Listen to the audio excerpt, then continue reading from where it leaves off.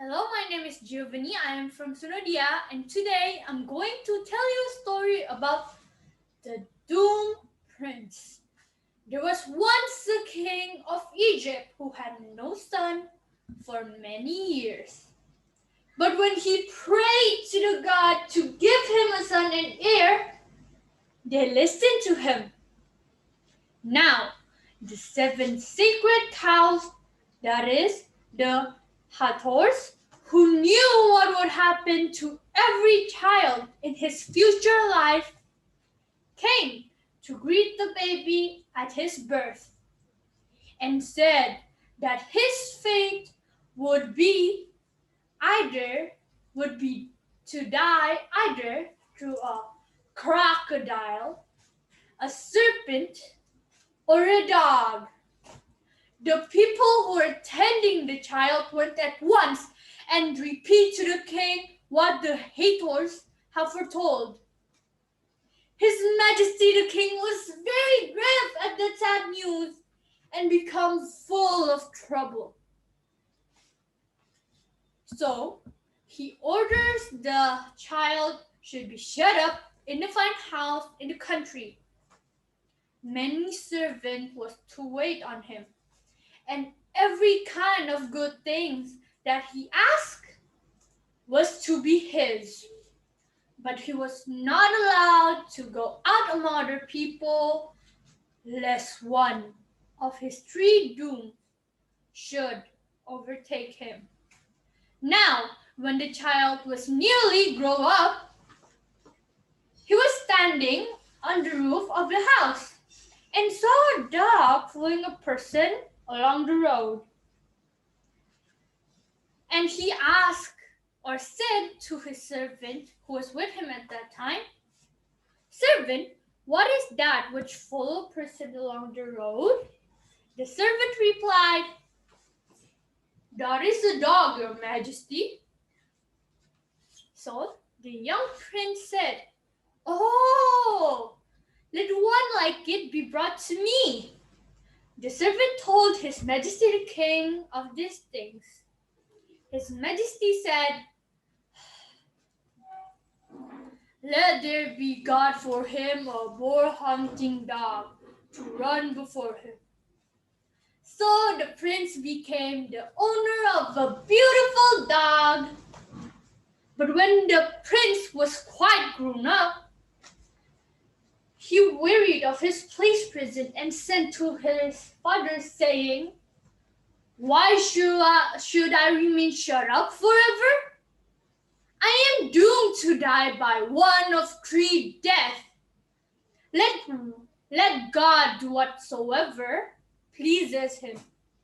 His Majesty the King had married another wife, and she did not at all wish the doomed prince to be kept safe from his fate.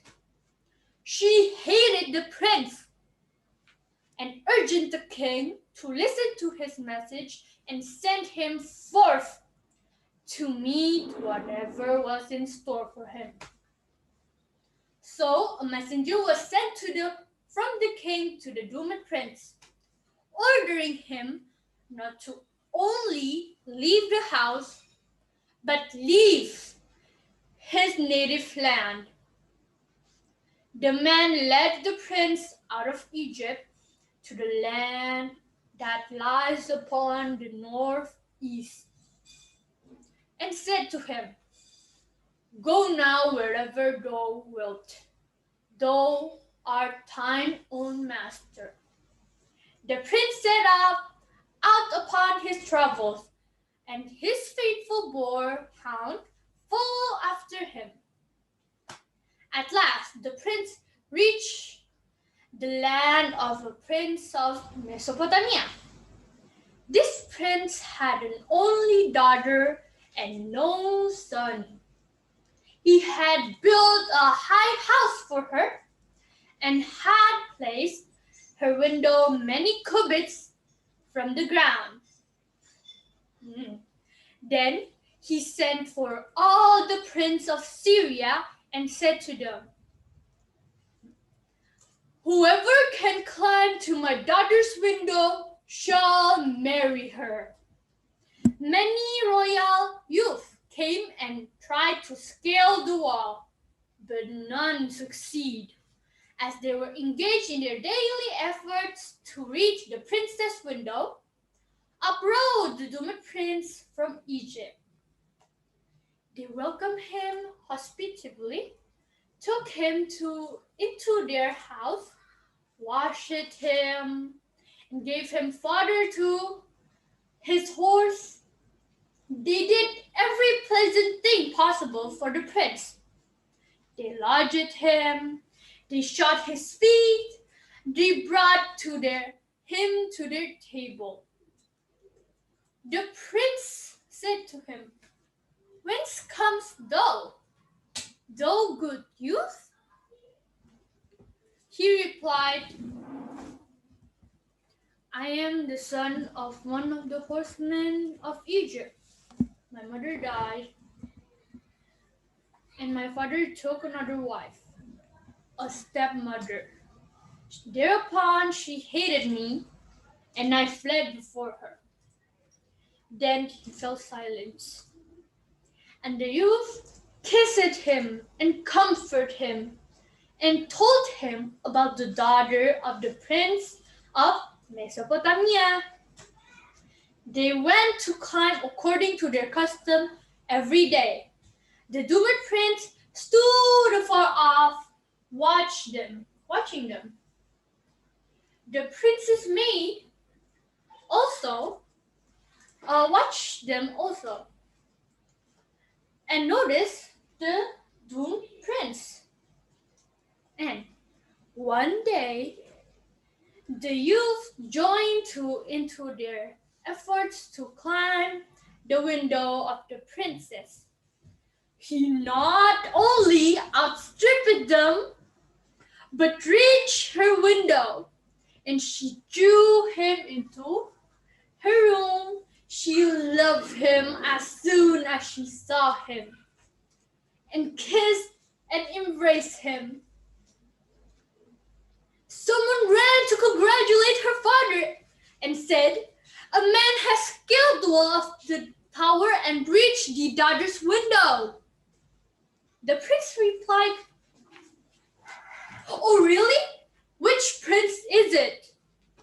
But they answered, "It's the son of a horseman who has run away from Egypt from an angry stepmother." Then the father of the princess grew exceedingly wroth and said, "How can I give my daughter to a runaway from Egypt? Let him go back again." So his messenger went forth for his presence and said to the youth, "Go back to the place whence thou earnest." But the princess loved him and would not let him go. She wept and would not be comforted, saying, "By the name of Horus, the sun god, if I may not keep him with me, I will neither eat nor drink." A messenger went to the prince and told him that his daughter was on point of death and wouldn't neither eat nor drink. He became even more angry and sent men to slay the youth. Yes. But the princess swore a great oath and said, "By the name of sun, if he is slain, I will die too. I will not pass an hour of life without him." A messenger ran with all speed to her father and told him these things. He ordered the youth to be brought before him, and when the prince saw the youth, he too loved him, embraced him, kissed him, and said to him, Behold, thou art unto me even as my own son. The prince replied, I am the child of a horseman in the land of Egypt. My mother died, and my father took another wife. Thereupon, she hated me, and I ran away for her. The prince gave the doomed prince his daughter, as the wife, and he gave them a handsome establishment and many servants. All this time, the faithful boarhound remained with the prince. One day, the latter said to his wife, the 7 haters doomed me in my birth to die by a crocodile, a serpent, or a dog.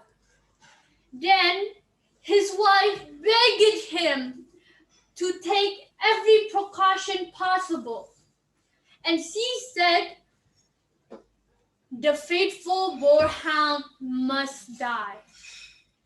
But her husband would not listen and said, I will not cause my dog to be killed.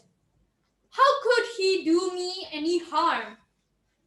Later, the prince journeyed to Egypt and was out catching birds when a crocodile came out to him. Fortunately, there was with the yacht a giant who caught the crocodile and shut it up so that the prince can escape his first doom.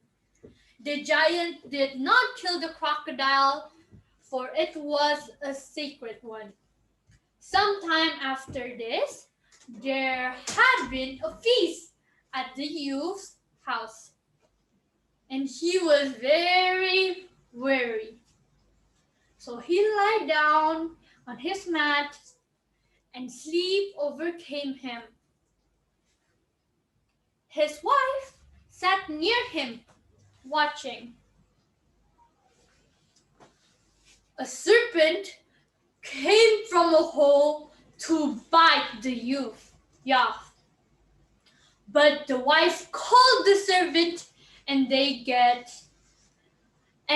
brought a drugged wine for the serpent, who drank greedily and lay down to overcome by the wine. Then the woman killed it and threw it into the bath. She woke her husband and told him that all that has passed, and said, behold, the God hath given one of the dooms into my hands. Then the Yah gave thanks offering to the gods and worshipped them. That is the story of the doomed prince. Thank you for the time, and thank you again.